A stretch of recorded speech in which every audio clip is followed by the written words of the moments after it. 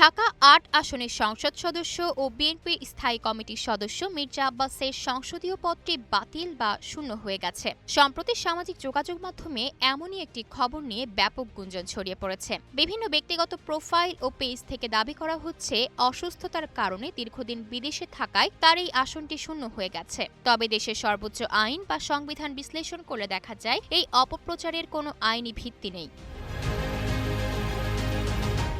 বাংলাদেশ সংবিধানের ৬৭ অনুচ্ছেদে সংসদ সদস্যদের আসন শূন্য হওয়ার বিষয়ে স্পষ্ট নিয়ম রয়েছে।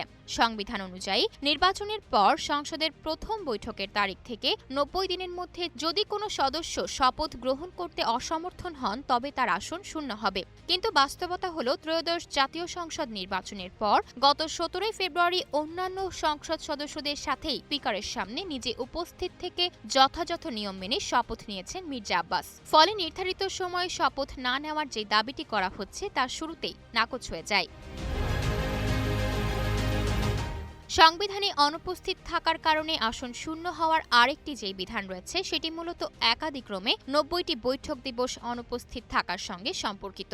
সাধারণ দিন গণনার সঙ্গে নয়, অর্থাৎ সংসদ অধিবেশন যেদিন শুধু চলবে সেই দিনগুলোকে গণনা করা হবে। এর বাইরে অসুস্থতাজনিত কারণে স্পিকারের অনুমতি বা যৌক্তিক কারণে এই সময়সীমা বিবেচনার স্পষ্ট আইনি সুযোগ সংবিধানে রাখা হয়েছে। সুতরাং ঢাকা ৮ আসনের সংসদ সদস্য মির্জা আব্বাসের পদটি শূন্য হওয়ার কোনো আইনি কারণ তৈরি হয়নি।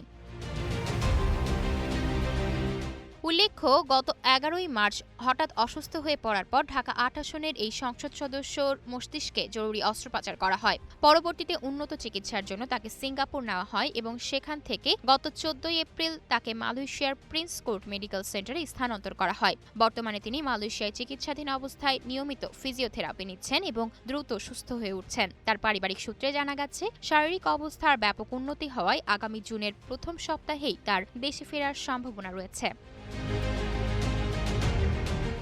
আয়শা অর্থী, নিউজ ডেস্ক, গ্লোবাল টেলিভিশন।